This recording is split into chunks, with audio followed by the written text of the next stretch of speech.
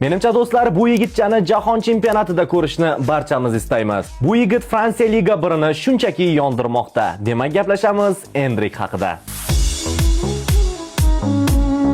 U bundan foydalanmoqda. Biz bilamizki, Carlo Ancelotti unchalik uning katta muxlisi emas. Shu bilan birga Ancelotti ba'zi yosh futbolchilarni yoqtiradi. Masalan, Estevao Villanni va Andrey Santosni juda yaxshi ko'radi. Men odamlar nima uchun Andrey Santos terma jamoada bunchalik asosiy futbolchiga aylanib ketyapti deb savol bera boshlaganini ko'ryapman. Javob esa juda ham oddiy. U Chelseada yaxshi o'ynayapti va Ancelottiga bu yoqmoqda. Ancelotti esa uning yoshini shunchaki minus sifatida ko'rmoqda. Ya'ni u yosh bo'lishiga qaramay juda ham ko'plab ishlarni bajaryapti deyish o'rniga, u hali juda ham yosh degan xulosani beryapti. Shuning uchun hammaga aniq ko'rinib turibdiki, Ancelotti uning eng katta muxlisi emas. Demak, u baribir terma jamoaga chaqirilishi uchun PSJga qarshi o'yinlarini ko'rsatish kerak. Gol, assist, faol ishtirok qilib, ommaviy bosimni yanada kuchaytirish kerak. Yana bir muhim jihat, menimcha Carlo oxirgi Braziliya terma jamoasi o'yinida o'ziga biroz muammo yaratib qo'ydi. O'sha payt Xorvatiyaga qarshi o'yin juda qiyin kechayotgandi. Endrik esa ikkinchi bo'limning 31-daqiqasida maydonga tushib golli pas berdi. Penalti ishlab oldi va deyarli o'yinni o'zi hal qildi. Demak, Endrik Braziliya terma jamoasida ham, Lyonda ham o'zining qanday futbolchi ekanligini sekin-asta isbotlamoqda. Siz nima deb o'ylaysiz? U Braziliya milliy terma jamoasi bilan jahon chempionatiga boradimi yoki yo'q? Izohlarda albatta yozib qoldiring.